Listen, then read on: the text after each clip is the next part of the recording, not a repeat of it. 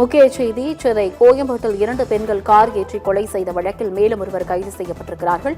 கூடுதல் விவரங்களை செய்தியாளர் சக்தி சரவணன் வழங்க கேட்கலாம். சக்தி சரவணன், விவரங்களை பதிவு பண்ணலாம். வணக்கம் ரிஜி. சென்னை கோயம்பேட்டில் கார் ஏற்றி இளம்பெண் மற்றும் சிறுமி ஒருவர் கொலை செய்யப்பட்ட வழக்கில் மேலும் 2 பேரை போலீசார் கைது செய்துள்ளனர். சென்னை கோயம்பேட்டில் உள்ள தனியார் மதுபான பார் ஒன்றில் ஏற்பட்ட தகராறு காரணமாக இளம்பெண் ஒருவர் காரை ஏற்றி கொலை செய்யப்பட்டார். யான்சி என்ற அந்த இளம்பெண்ணுடன் பயணித்த 17 வயது சிறுமியும் இந்த விவகாரத்தில் சிகிச்சையில் இருந்த நிலையில் உயிரிழந்தார். இது தொடர்பாக சென்னை கோயம்பேடு K11 போலீசார் தீவிர விசாரணை நடத்தி முதற்கட்டமாக சென்னை வலசரவாக்கம் மற்றும் விருகம்பாக்கம் பகுதியில் பாலகுரு, கிஷோர் மற்றும் ஜோஷ்வா ஆகிய 3 பேரை கைது செய்து சிறையில் அடைத்தனர்.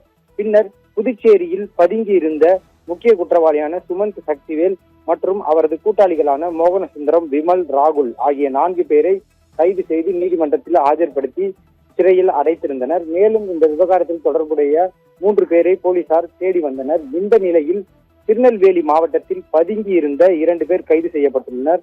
பாரதி மற்றும் தீனா பாண்டியன் ஆகிய இருவரையும் கைது செய்துள்ள போலீசார் தற்போது அவர்களை சென்னைக்கு அழைத்து வந்து கொண்டிருக்கின்றனர்.